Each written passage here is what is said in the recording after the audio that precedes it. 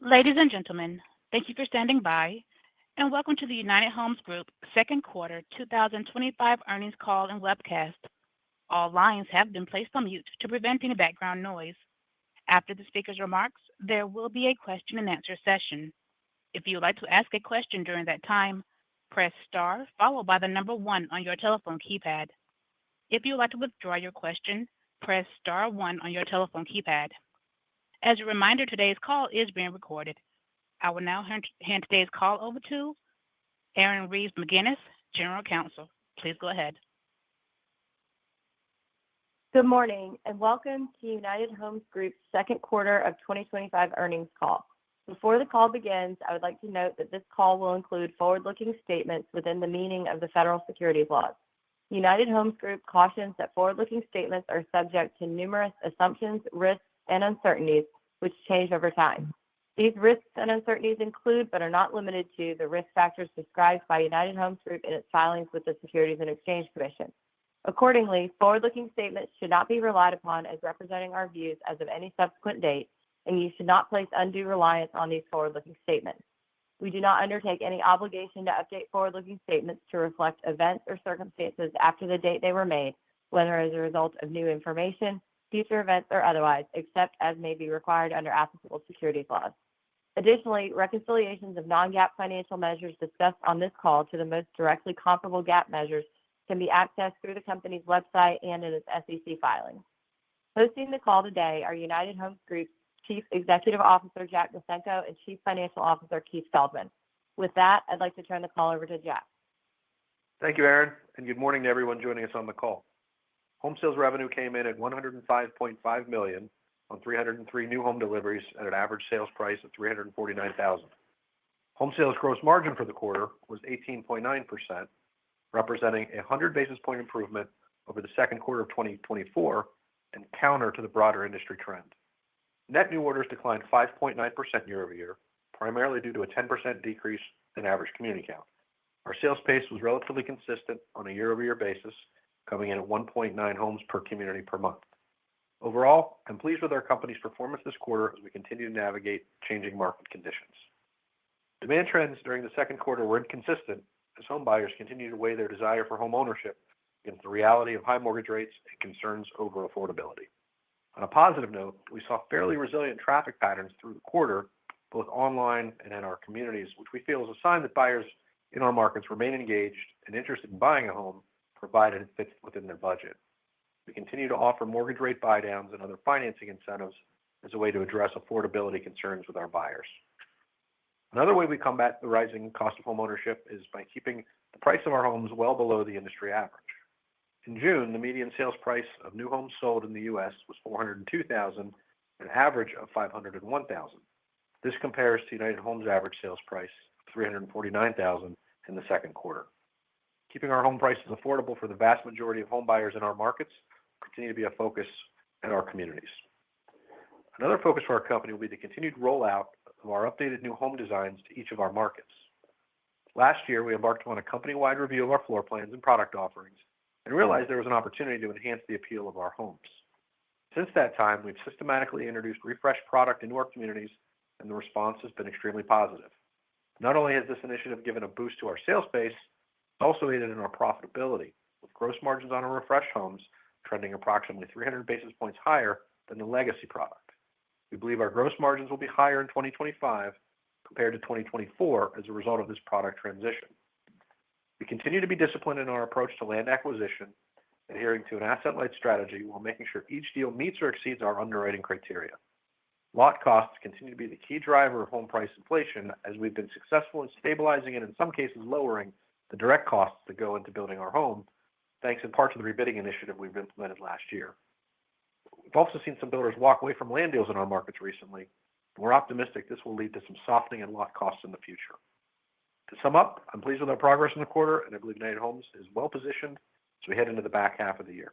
Now I'd like to turn the call over to Keith, who will provide more detail on our operational and financial results for the quarter. Keith? Thank you, Jack, and good morning.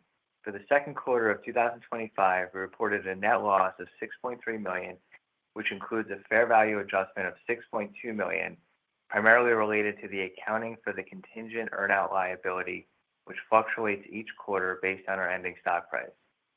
The earnout will be settled exclusively in common shares upon reaching certain stock price hurdles and will never result in a cash expense for the company.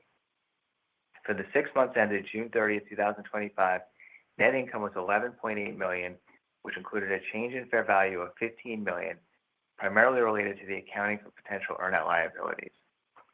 As Jack mentioned, revenue for the second quarter of 2025 was $105.5 million, a decrease of $3.9 million, or 3.6%, from $109.4 million in the second quarter of 2024.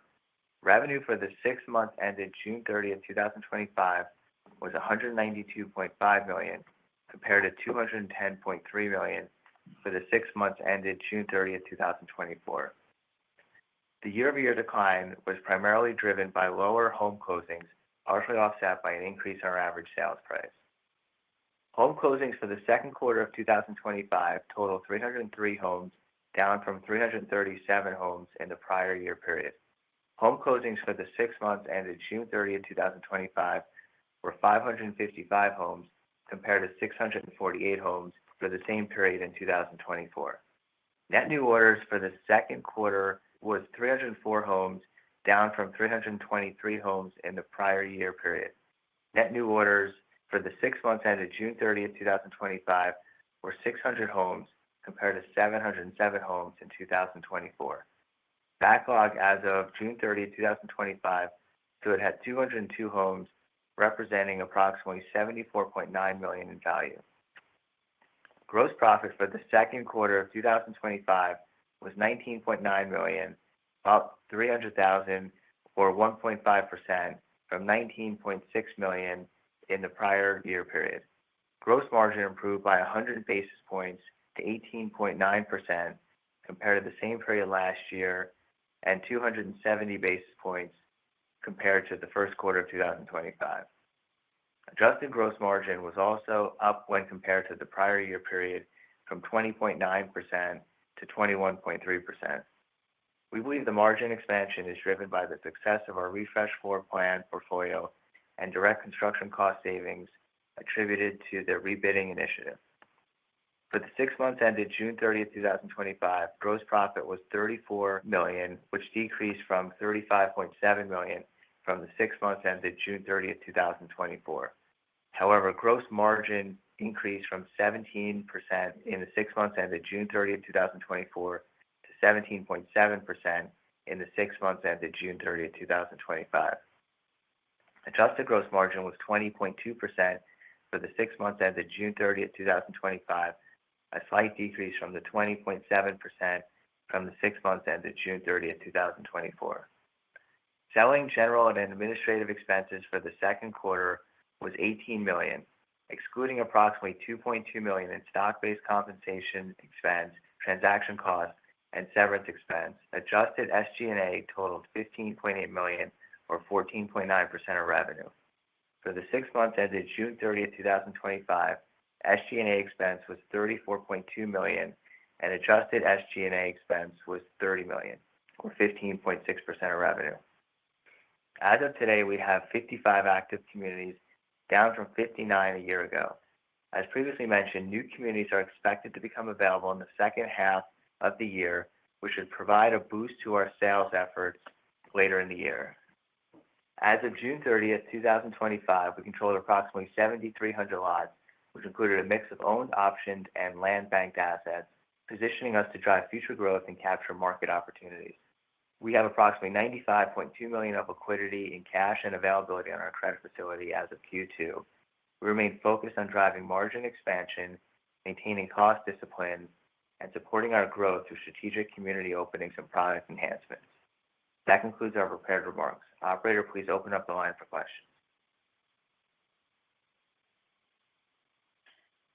As a reminder, to ask a question, press star one on your telephone keypad. We'll pause for just a moment to compile the Q&A roster.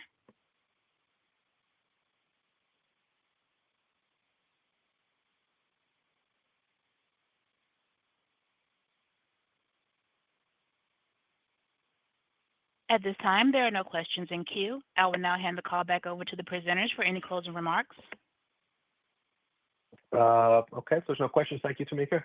Would just like to thank everybody for their interest in United Homes Group. Hope everybody enjoys the rest of their summer and look forward to speaking with you again in coming months. Thanks.